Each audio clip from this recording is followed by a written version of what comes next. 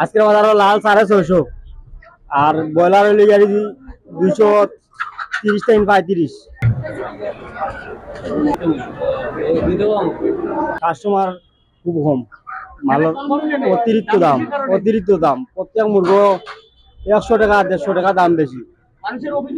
জি জি আছে নাই, এরা তো মাল তো বেচা কিনা নাই।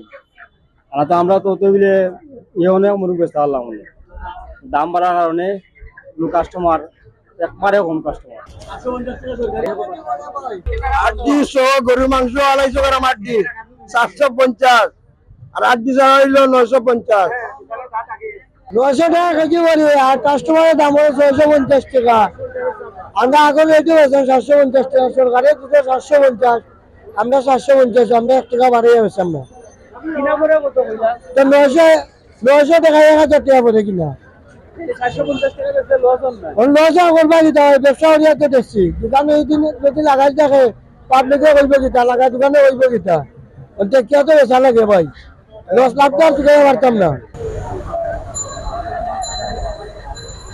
টমেটো 60 গ্রাম, কাঁচামরিচ 120, গাজর 70, আরো তো আছে আপনার বেগুন হলো 40,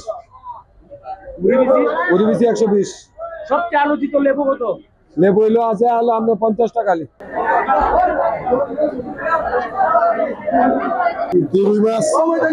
রুই মাছ কেজি 380, বেশি টাকা। ইন্ডিয়ানটা 350, 320। বাজারের চাহিদা কেমন মানুষের? না নাই, চাহিদা নাই এখন। চাহিদা বলতে ভাই জায়গার দাম বেশি, মাল বিকের কম। তো 320 300 কেজি, এটা মির্কা 250 240।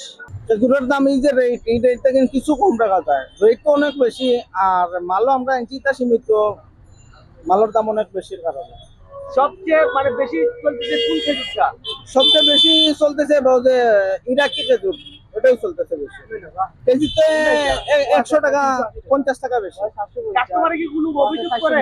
অভিযোগ সবাই তো জানে মালের দাম অনেক বেশি, এর কারণে আর কোনো অভিযোগ ও আছে করেন না। মোটামুটি কাস্টমার ভালো আছে, কিন্তু একটু মানুষের হিমশিম খাইরা খাদ্য দেখবার দাম বেশি।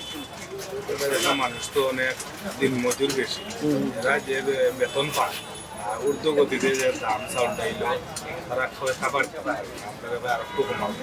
আমরা তো এগুলো বানাই না, বাণিজ্য মন্ত্রী ব্যাপার। তারা যেরকম এক্সপোর্ট করবো, তারা যে রেট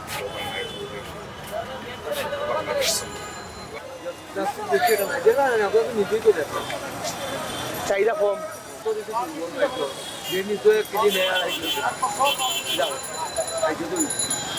ওকে।